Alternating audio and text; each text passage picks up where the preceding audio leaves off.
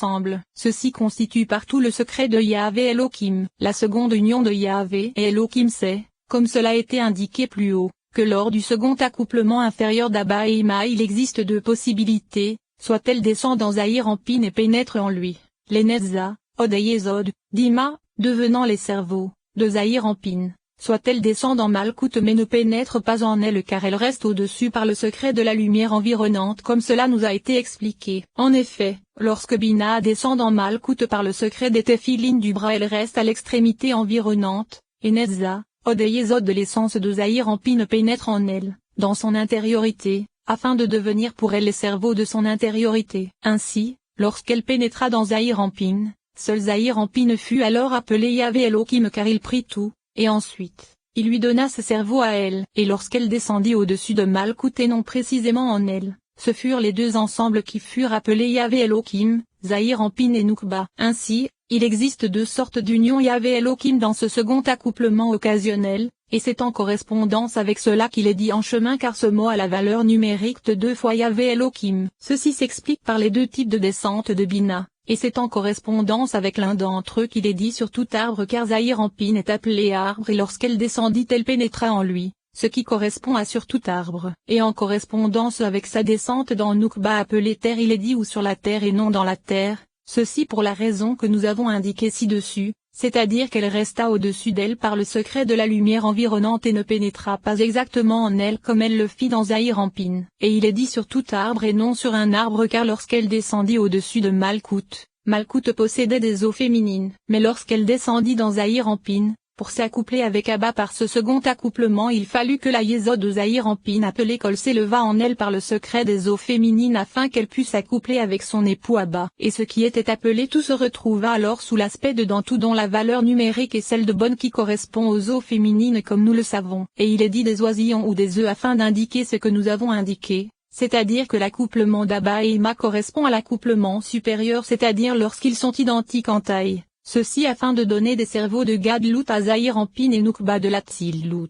Et c'est grâce à cette clarté que les cerveaux de Gadlout furent également donnés à Abba de Beria qui ne possédait que 6 extrémités comme cela est connu, ainsi il eut alors également des cerveaux. Cependant, lorsque l'accouplement est inférieur par l'aspect de la couvaison, c'est-à-dire lorsqu'ils ne sont pas identiques en taille, ceci permet alors de donner uniquement des cerveaux de l'allaitement à Zahir Ampin et Noukba de Latzilout. Et il y a alors deux aspects. Une descente dans Zahir Ampin, ou bien une descente dans Noukba. C'est en correspondance avec la descente dans Zahir Ampin qu'il est dit oisillon car Zahir Ampin se retrouve alors sur l'aspect des petits correspondant à l'aspect des 6 extrémités uniquement, sans cerveau de Gadlout, mais il possède quand même des ailes. Mais lorsqu'elle descendit dans Malkout, il se retrouva sous l'aspect des œufs qui correspond aux 6 extrémités uniquement, et sans ailes. En vérité, sous ces deux aspects nous n'avons toujours que les 6 extrémités. Et c'est en correspondance avec eux qu'il est dit des oisillons ou des oisillons en correspondance avec sur tout arbre, et ou des œufs en correspondance avec sur la terre. Il est dit tu ne prendras pas la mère avec les petits,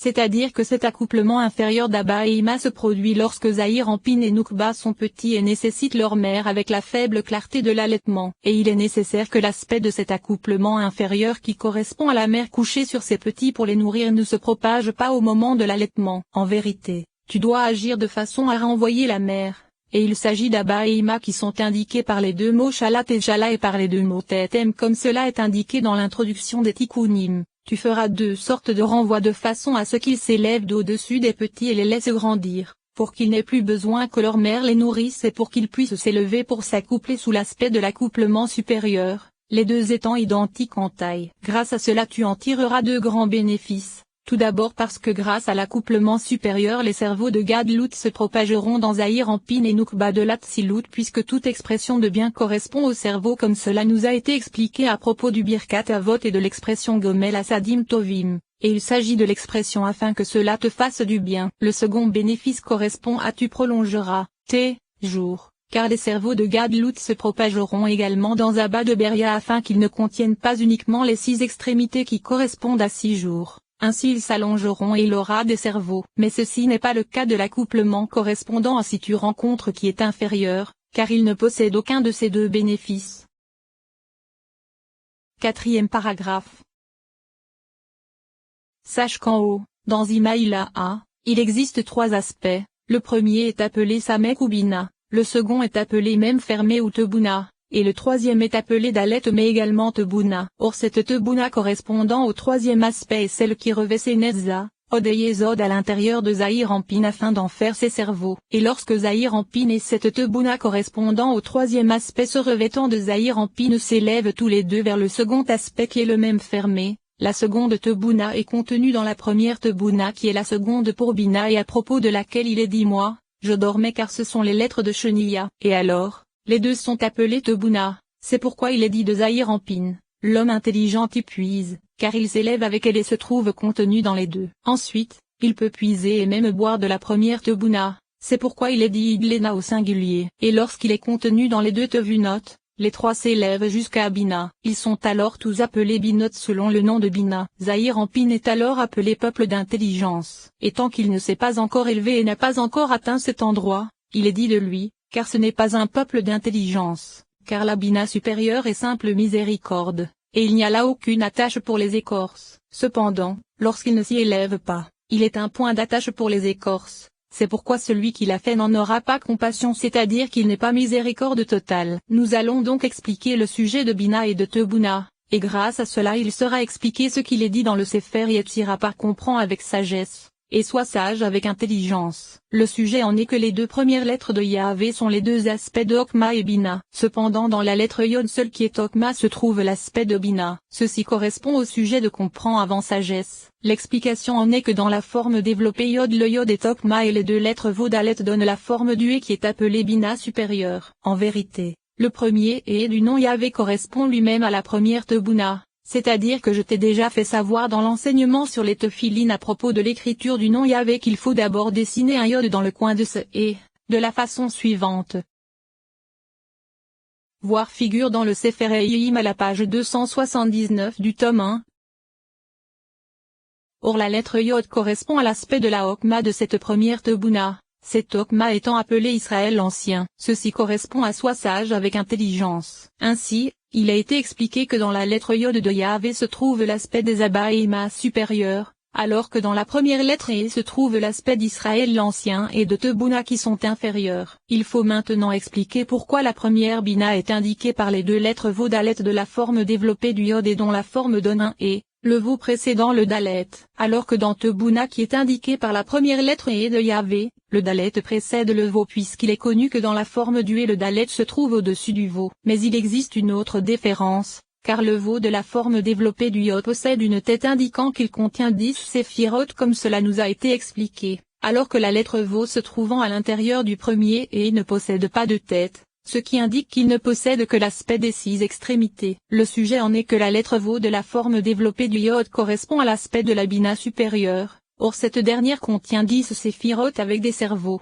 c'est pourquoi ce Vo possède une tête et se réfère au parsouf de Bina elle-même. En vérité, la lettre Dalet de la forme développée du Yod ne correspond pas à l'aspect de Bina elle-même mais uniquement à l'aspect des 4 cerveaux qui se propagèrent depuis Bina et se revêtirent d'abord de l'arrière de la moitié de sa Tiferet, ainsi que de ses Netza, Od et Yesod. Ensuite, ils se revêtirent de la tête de Tebuna qui correspond à la première lettre E de Yahvé. En réalité, le premier E de Yahvé qui a une forme composée d'Alet Vo dont la valeur numérique est de 10, correspond à l'aspect de la première Tebuna. C'est pourquoi dans Vo d'Alet ces deux lettres sont deux lettres distinctes. Cependant, les deux lettres d'Alet Vo de Tebuna sont contenues dans une seule lettre qui est le E. C'est pourquoi le Vo se trouvant dans la forme du E ne possède pas de tête car il correspond uniquement à l'aspect des 6 extrémités. Et le Dalet correspond aux 4 cerveaux de Tebuna, c'est pourquoi le Dalet précède Tevo. Ainsi, il faut que tu saches que ce Dalet ne correspond pas à l'aspect des 4 cerveaux de la Tebuna intérieure, car si elle possédait des cerveaux tels correspondrait à l'aspect de la tête pour le Vo se trouvant à l'intérieur du E. Mais tout comme il n'y a pas de cerveau dans la tête de Zahir Ampin tant que Netza,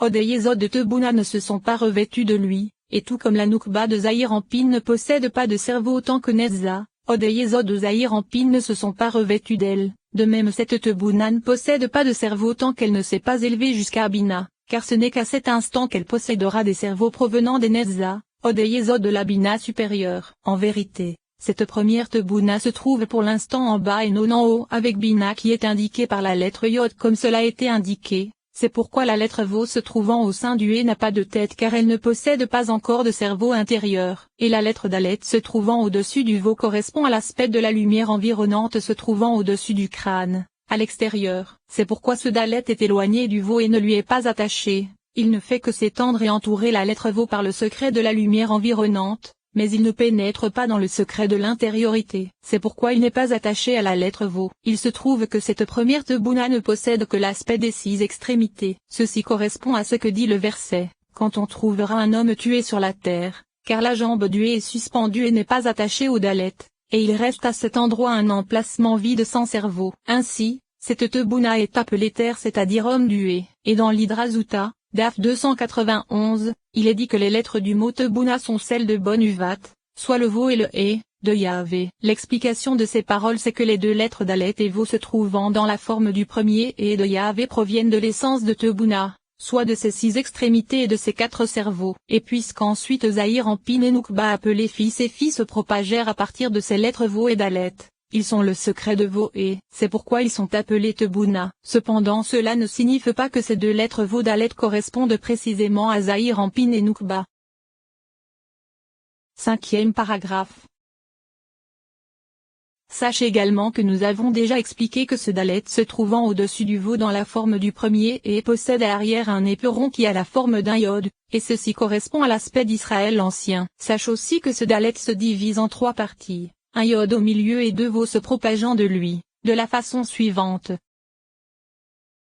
Voir figure dans le Sefer Eihim à la page 280 du tome 1.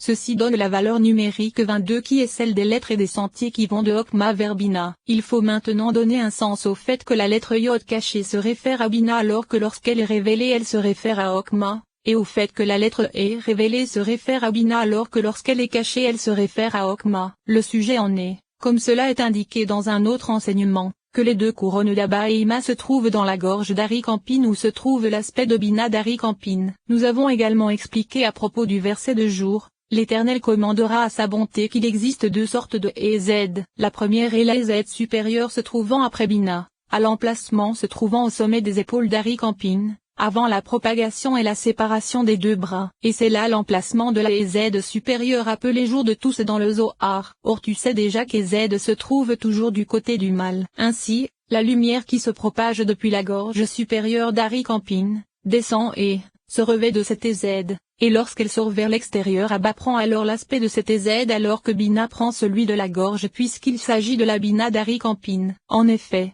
la gorge étant plus élevée que Z, la lumière de la gorge se revêt de cette Z. Il se trouve qu'Ima qui émana de l'aspect de la gorge est plus éminente et se dissimule au sein de Okma. Ceci correspond à l'aspect de la lettre Yod dans laquelle se révèle Okma, Bina étant dissimulée en elle et se trouvant donc non révélée. Cependant, lorsque les 2 bras d'Arik Ampin commencent à se révéler et à se propager, Z se revêt alors de Gebura, et c'est à partir de là qu'apparaît Sisora de l'ancien et Tebuna. La chose se trouve alors inversée, c'est-à-dire qu'Abba se trouve plus caché que Bina. Et c'est la raison pour laquelle dans la lettre E c'est Okma qui se trouve dissimulé alors que Bina est révélé. C'est quelque chose de semblable qu'il est dit dans l'Hydrazuta, DAF 290, ensuite, à partir de Okma apparurent Abba, Bina et Ima, c'est-à-dire qu'au début Bina était dissimulé au sein de Okma, mais après c'est-à-dire après la propagation des bras d'Arik Ampin, alors les aspects d'Abba et Ima apparurent. Ainsi, le sujet de Bina et de la première Tebuna ainsi que celui d'Abba et d'Israël l'ancien ont été correctement expliqués,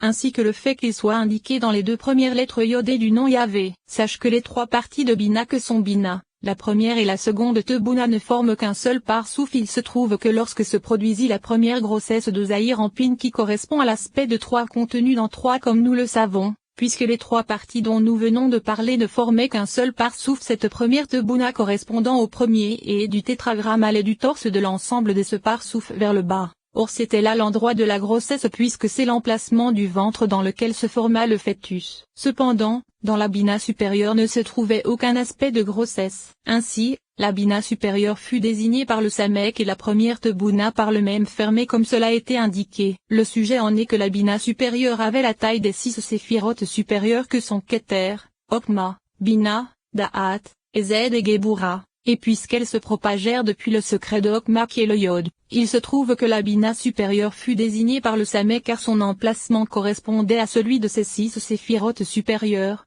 chacune en contenant 10, ce qui donne un total de 60. Cependant, Tebuna qui n'avait la taille que des 4